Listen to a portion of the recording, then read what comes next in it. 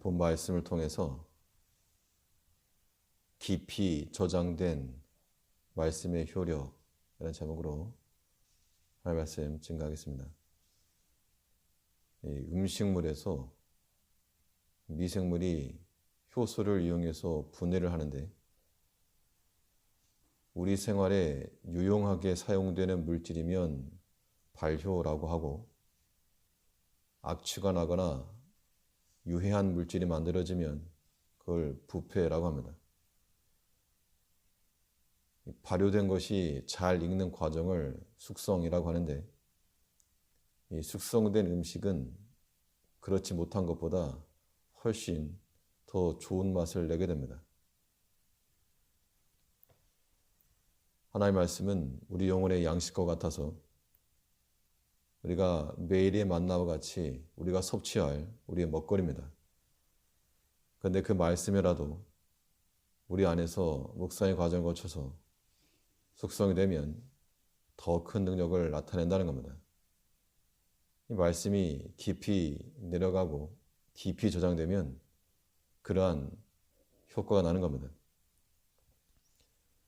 그러면 우리 안에 오랫동안 저장되고 깊이 저장된 말씀은 우리에게 어떤 효과를 주겠는가?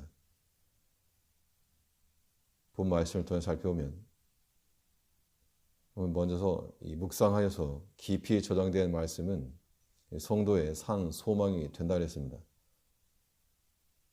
그 이유는 하나님의 말씀이 살아있기 때문에 그 말씀을 소유하고 있는 자들에게도 동일하게 소망이 되는 겁니다. 49절에서 주의 종에게 하신 말씀을 기억하소서 주께서 나로 소망이 있게 하셨나이다. 하나님 말씀이 우리에게 소망이 될 수 있다는 것인데 특별히 기억하고 있는 말씀이라는 것에 지금 한정하고 있습니다.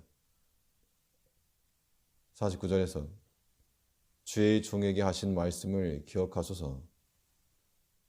하나님께 기억해내라고 하는 것도 되겠지만 주께서 내게 약속하신 그 말씀을 내가 잊지 않고 그때 들었던 말씀을 여전히 기억하고 있다는 것을 표현하고 있는 겁니다. 마치 하나님의 말씀을 깊이 저장해서 쉬 없어지지 않고 그래서 그 말씀이 역사할 수 있는 현장이 나타날 때까지 잘 보관하고 있다는 겁니다. 오늘날 우리가 이 말씀의 홍수 속에 살고 있어서 들은 것 많고 보는 것 많아도 그것을 깊이 저장하지 못하니까 우리 입에만 있고 귀에만 있고 눈에만 걸려 있어서 바람 한 번 살짝 쳐도 다 사라지고 물 한 번 와서 몰아쳐도 금방 사라지는 겁니다. 우리가 하나님의 말씀을 우리 안에 깊이 있게 저장해서 그 말씀이 우리 안에 역사할 때까지 또 그 말씀이 나타날 시점이 있는 겁니다.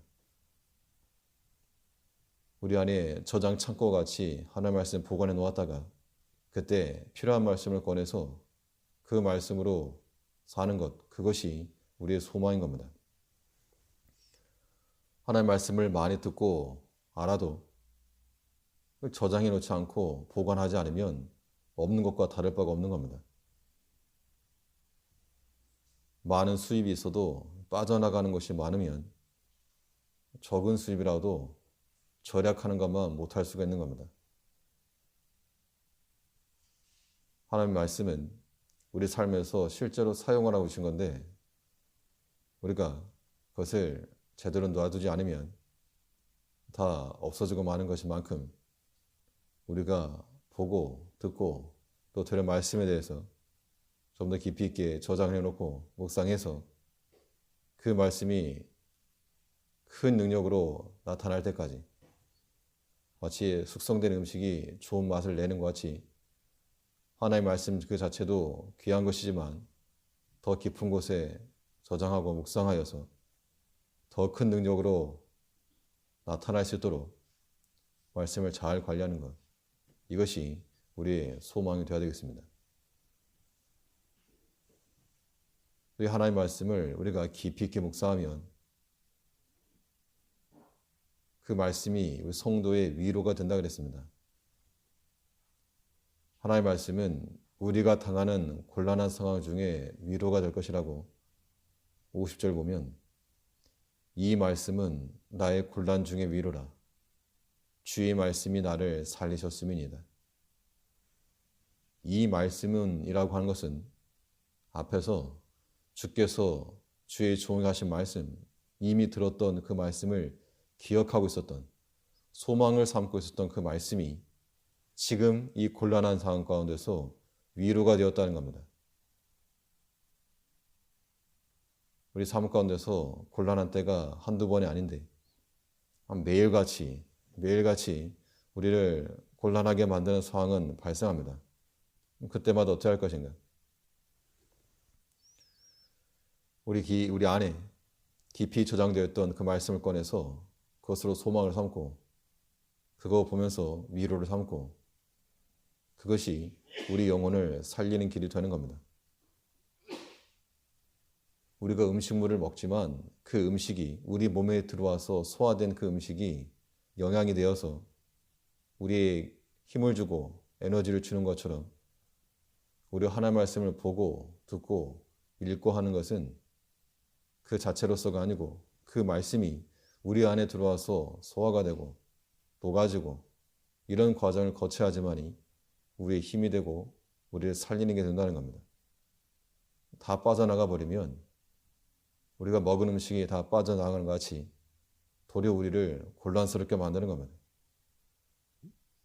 그 말씀이 우리를 곤란스럽게 하지 않고 곤란한 상황 중에서 위로가 될 수 있도록 그 말씀을 소화하여 하나님의 말씀을 먹게 되면 배에서는 쓰다 그랬는데 쓰다라고 하는 것이 소화의 과정을 거치는 겁니다.